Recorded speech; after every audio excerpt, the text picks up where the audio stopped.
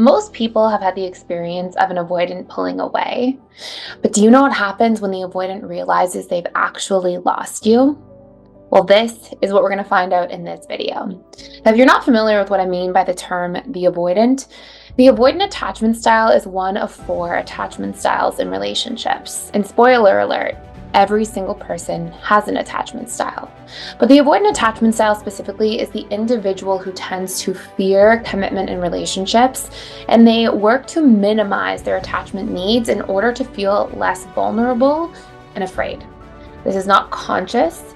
This is something they do without their own conscious awareness as a means of self-protection, usually because they had some negative experiences with vulnerability and closeness in their childhood or earlier relationship experiences. But it's very common for an avoidant attachment style to sabotage a relationship, push somebody away out of the blue or all of a sudden, even particularly when things are going well. But what happens in detail when the avoidant actually realizes that you're gone? And why do they get to this place of doing this to begin with? If you stick around to the end of this video, you'll not only find out all of those answers to those questions, but also exactly what you can do to heal from this experience if someone left you high and dry in the middle of what otherwise seemed like a great relationship.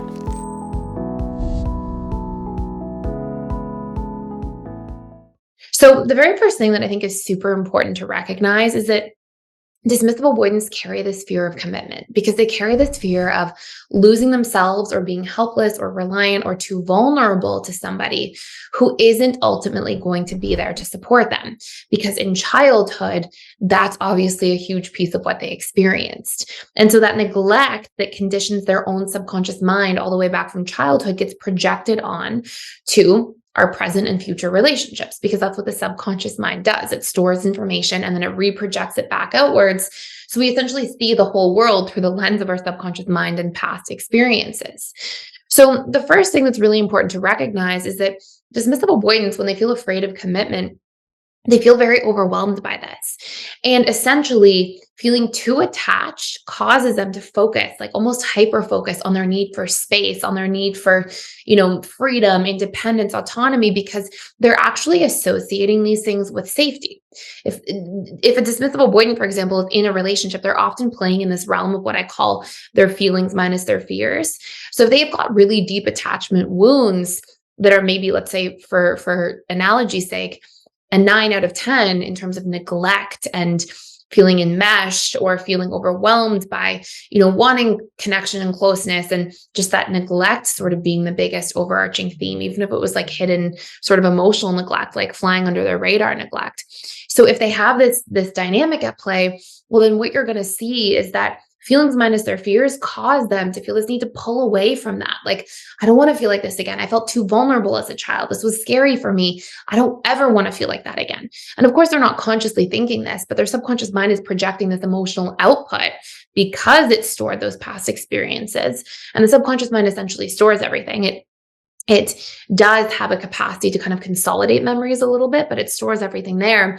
And then what ends up taking place is that if we are more focused on all the things that this person is causing us to feel that we don't want to feel, even if our feelings are an 8 or a 9 or quite strong, our fears may just be stronger. And so then we get into this position where the fears are essentially going to win out. And so this is where the dismissive avoidant is likely to take you for granted, not because they want to, not because they're trying to hurt you or do it on purpose, but because whenever we are focused on how something makes us feel in a scary way, we are always going to prioritize that survival need. So the dismissive avoidant orients themselves as a person who thinks the more space I have, the more safe I am, because I can rely on me and I don't have to be vulnerable and thus unsafe to other people or around other people. And so they need to have this sort of push back and carve out that space for themselves as a result. So number 2, we're going to cover these sort of core concepts here. Once that space is taken, what essentially happens, I like to think of it as like an iceberg numbing, right? Or like an iceberg melting, not numbing.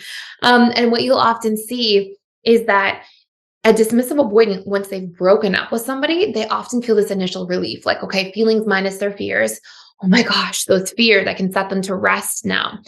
And then what they do as a coping mechanism is a dismissive avoidant attachment style has essentially self-conditioned and adapted to their environment to learn to minimize their attachment needs as a strategy to create relief. So immediately a DA will tell themselves all these stories of why they didn't need the person. It wasn't going to work anyways. They can focus on their freedom. They'll often flaw find about the person as sort of a subconscious coping mechanism to reassure themselves that this is the right thing. It wasn't going to work anyways. And all of this is an attempt to not feel too much about another person. It's an attempt to keep that sort of guarded safety net around them because they're afraid to feel anything underneath this. And so what we'll see generally is the first few months, dismissive avoidants are good at this. They're good at just hyper relying on their creature comforts, really going into distracting themselves, numbing themselves, sort of tuning out, not thinking about the relationship, flaw finding, reassuring, all these different things. But dismissive avoidants have what I like to call a boomerang effect in a relationship and how they are impacted. And what I've often seen, and I would say this is an incredibly strong pattern for a DA, is that the first 3-4 months, totally fine.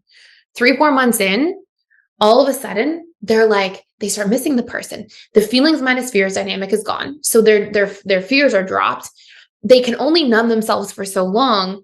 And then eventually they start reflecting on the relationship from a more objective or neutral manner. And they start thinking of the good things and what they miss. And they often really miss the security and comfort of having a partner. And so they start missing that. Then they start missing the supportiveness, the empathy, the kindness, all the good things. And they come out of that flaw finding mode because the subconscious mind will almost always equilibrate.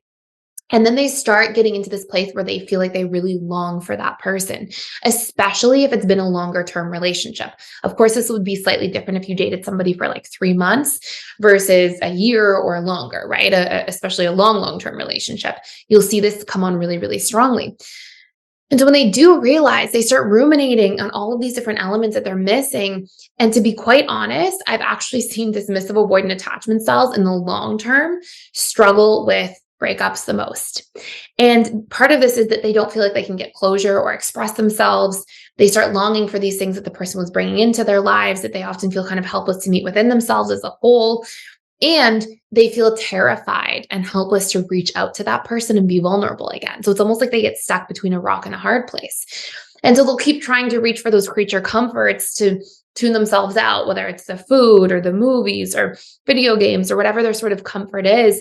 But then they'll usually just end up feeling this still. And often dismissive avoidants can enter into like almost a bit of a depressive episode after a breakup in a longer term relationship, and often have the hardest time coming out of it because it's not like they can meet their needs that the person was meeting because they're usually stuck in terms of how to meet them. So if somebody was making them feel supported, seen, cared for, loved, the DA is not doing the best job of nourishing themselves. They might like meet their needs in a survival way, but they're not nourishing themselves the way a relationship can be nourishing. So this is often sort of the cycle of this. Now, I see a lot of people sometimes on here be like, okay, then I'm going to just wait forever for this person to come back. The DA will rarely reach out.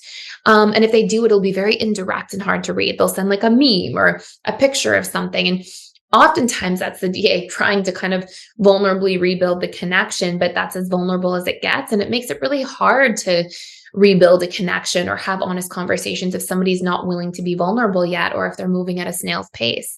So what I want to focus on in the second half of this video is what you can do to heal as somebody coming through this.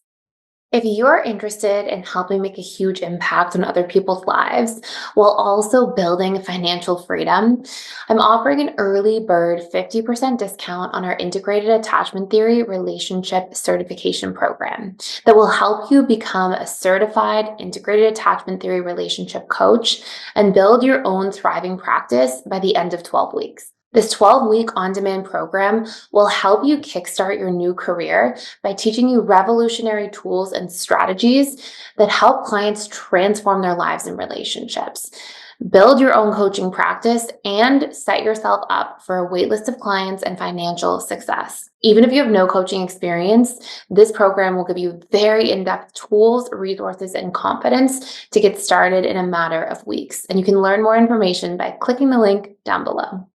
Number one, I think it's really important to hold no contact. And I think it's important, if at least for the first few months, and generally the DA may stay no contact quite easily for the first few months anyways, but that no contact shouldn't be used as a strategy to like get the person to get back with you.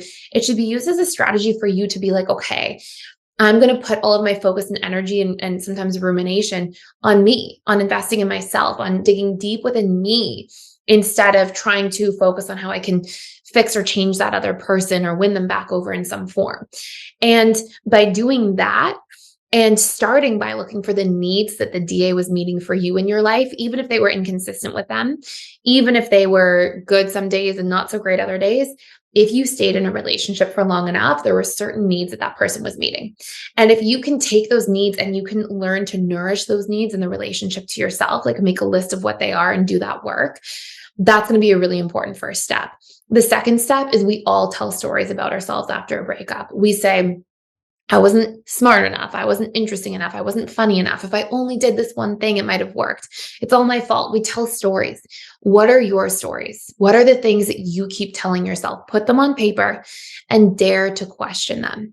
Ask yourself if you can really know these stories are objectively true, because a lot of times we have old wounds and painful perceptions about ourselves because of old subconscious trauma that we're carrying from childhood. And what we end up doing is we project that old stuff onto the present and we believe that everything's all our fault because maybe we felt like that sometimes as a kid, or we believe that we aren't good enough because maybe we grew up with that wound. So question this stuff. Can you really know that if you did one thing differently, the relationship would have worked? Can you really know that this not working was about you not being good enough? What about that the person has wounds and that you were trying to date and wasn't ready for the same things that you were ready for? So dare to question these ideas. And then number 3, we often get stuck on like focusing on the problem instead of the solution. And when we don't have a next season of life ready for ourselves, a next mission, vision, plan, structure, something to look forward to, it's easier for our brain to go back to what's old and what's familiar than investing in what's new and what's in the future for us. And so the more we can map that out, really put like a mission and vision and plan together for the next stage of our life, really hone in on different areas of our lives we can work on, we can improve, we can nourish, we can caretake for ourselves. The more we do these things, we are going to see momentum. So these are 3 easy steps you can start off with. It will definitely help kill that initial sting of the breakup.